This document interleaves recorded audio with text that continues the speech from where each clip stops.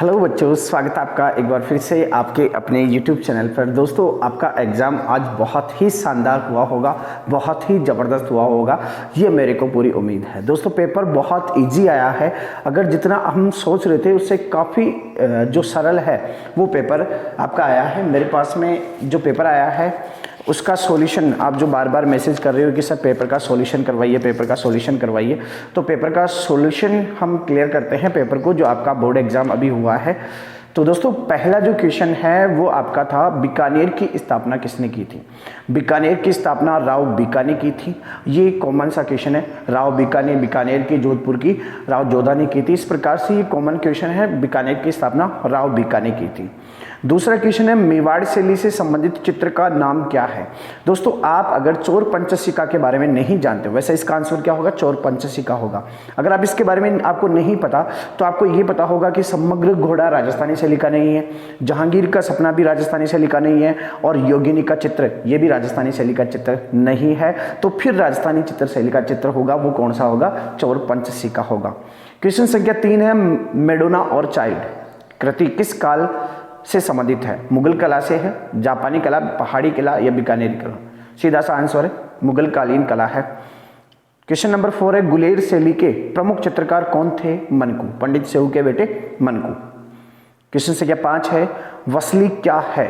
वसली है कागज। जब अपन ने फर्स्ट चैप्टर स्टार्ट किया था तो स्टार्टिंग में अपन ने यही देखा था कि जो कागज काम में लिया जाता था, जिस पर चित्रकला होती थी, उस कागज को क्या कहा जाता था, वसली कहा जाता था। यानी कि चित्रण में प्रयुक्त कागज को क्या कहा जाता था, वसली। आगे वाला क्वेश्चन है आपका, बणिठनी कृति किस संग्रहालय में स्थित है। बणिठनी कृति है राष्ट्रीय संग्रहालय नई दिल्ली में। अब ऑप्शनल क्वेश्चन आ जाते हैं, रिक्त स्थानों की पूर्ति करो। महाराष्ट्र की जो चित्रकला है वो किस नाम से प्रसिद्ध है, वर्ली चित्रकला। वर्ली चित्रकला महाराष्ट्र की प्रसिद्ध है। बीकानेरी शैली के प्रसिद्ध चित्रकार कौन थे, रुकनुद्दीन थे। सीधा सा है, एक ही चित्रकार के बारे में बड़ी डिटेल से अपन ने पढ़ा था बीकानेर चित्र शैली में, और वो कौन थे, रुकनुद्दीन। कोटा शैली किस काम के लिए फेमस थी, ये मैंने लास्ट वीडियो में आपको बताया, शिकार के लिए। इसके अलावा जहांगीर का सपना कृति किसके द्वारा चित्रित की गई, अबुल हसन के द्वारा। जहांगीर का सपना, ये जो कृति है, ये जो चित्र है, किसके द्वारा चित्रित किया गया, अबुल हसन के द्वारा।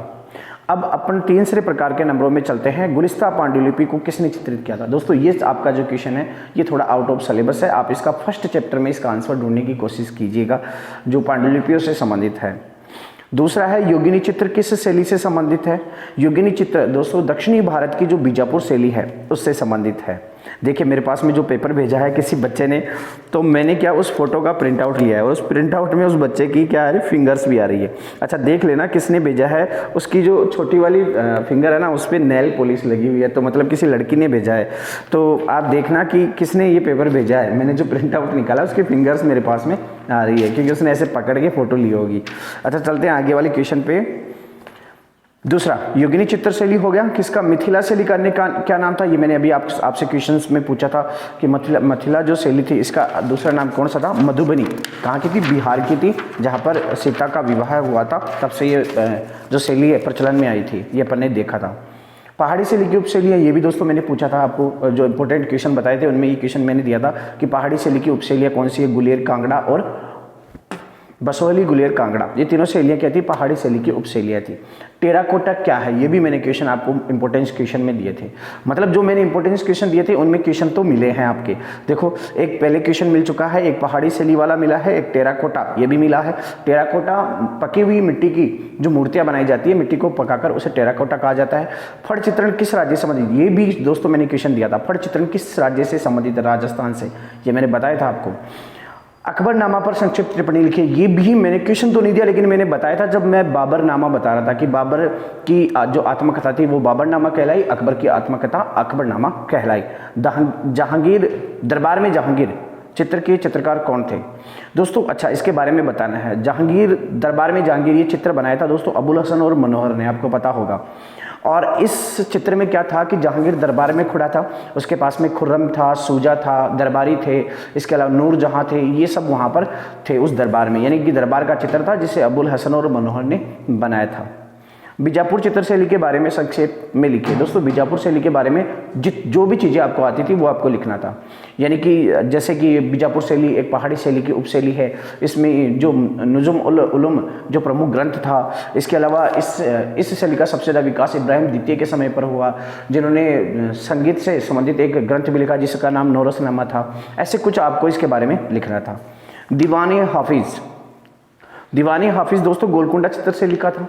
और दीवाने हाफिज़ जो था इसमें 5 चित्र बनाए गए थे इस ग्रंथ में। दीवाने हाफिज़ में कितने चित्र थे? 5 चित्र, जिसमें शासक को एक क्या किस पर बैठे हुए दिखाया गया था, हाथ में तलवार थी, ऐसे कुछ दिखाया गया था, ऐसा आपको बताना था। इसमें तारीफ़ है हुसैन शाही, आपको पता होगा ये निज़ाम जो हुसैन शाह थे प्रथम, उनकी तारीफ़ है यानी कि उनकी प्रशंसा में लिखा हुआ ग्रंथ था। कांगड़ा शैली के बारे में लिखिए। कांगड़ा शैली पहाड़ी चित्र शैली की एक उपशैली थी जिसका सर्वाधिक विकास संसार चंद्र राजा संसार चंद्र के समय पर हुआ था, ये कुछ बताना था। समग्र घोड़ा क्या था दोस्तों? एक विभिन्न अलग अलग प्रकार के पक्षी, मानव और घोड़ों की आकृति को लेकर एक बड़े घोड़े का रूप दिया गया था जिसे समग्र घोड़ा कहा गया था। इसके बाद में आपका जो क्वेश्चन आता है वो है 12 मासा पर संक्षिप्त टिप्पणी लिखिए। ये भी मैंने क्वेश्चन आपको बहुत बार बताया है। केशवदास की जो पुस्तक थी, ग्रंथ थी कवि प्रिया, इसका 10वां अध्याय था 12 मासा। इसमें वर्ष के 12 महीनों का ऋतुओं का वर्णन किया गया है। इसके अलावा नायिका भेद से आप क्या समझते हैं? 8 नायिकाएं थी दोस्तों। 8 नायिकाओं के बारे में अपने पढ़ा था। एक जो रात को चली जाती है, नहीं डरती, एक अपने प्रेयसी की याद में बिस्तर तैयार करती है, एक अपने प्रेमी से झगड़ा करती है, बाद में पछताती है। ऐसे कुछ प्रकार 8 नायिकाओं के बारे में अपने पढ़ा था। बसोहली शैली की विशेषताएं बताइए। दोस्तों बसोहली शैली में एक तो पहाड़ी चित्र शैली है, दूसरा इसमें प्राथमिक रंगों का सबसे ज़्यादा प्रयोग हुआ। इसके अलावा इसमें जो हीरे मोती इनको दर्शाने के लिए भी रंगों का प्रयोग होता था। उदाहरण के लिए जैसे मोती दर्शाने के लिए किसका? सफ़ेद रंग का, और हीरे दर्शाने के लिए हरे रंग का प्रयोग किया जाता था।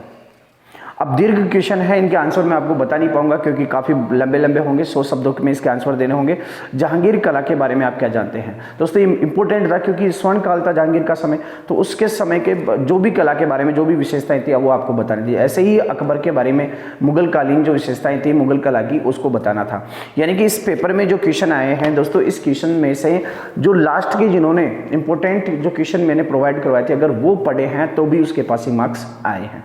बाकी ये पेपर जो देखा आपने, तो पेपर जो है वो इतना डीपली नहीं था, बिल्कुल इजी पेपर था। बड़े क्वेश्चन मैं आपको सोल्व आउट नहीं करवा पाऊंगा। आप अपनी बुक में, छोटे क्वेश्चन मैंने सभी बता दिए, बड़े क्वेश्चन आप अपनी बुक में जो भी आपके पास में पढ़ने की सामग्री है उसमें देखें, आपको इसके आंसर मिल जाएंगे। तो दोस्तों बहुत अच्छा आपका पेपर हुआ है। इस क्वेश्चन में आपको जो है मेरे को मिठाई खिलानी चाहिए, तो आप मेरी मिठाई जो है मेरे तक पहुँचा देना।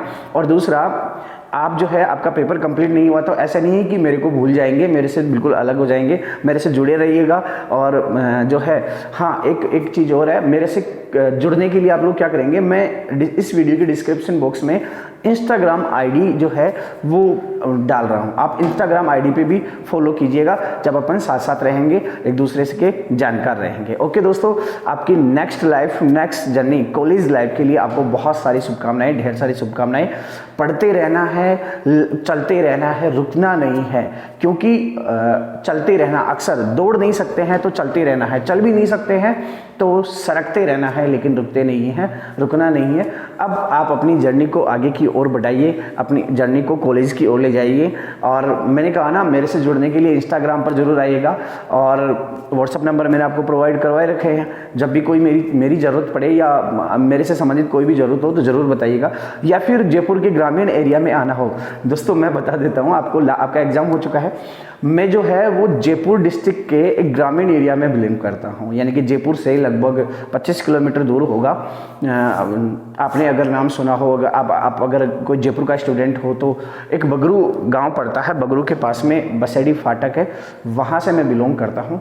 और जो है मैं आपको कभी टाइम मिला तो अपने घर वालों से भी मिलाऊंगा, और अपनी स्कूल है उसके बारे में भी, उन स्कूल के बच्चों से भी आपसे मिलाऊंगा। ओके दोस्तों, थैंक यू।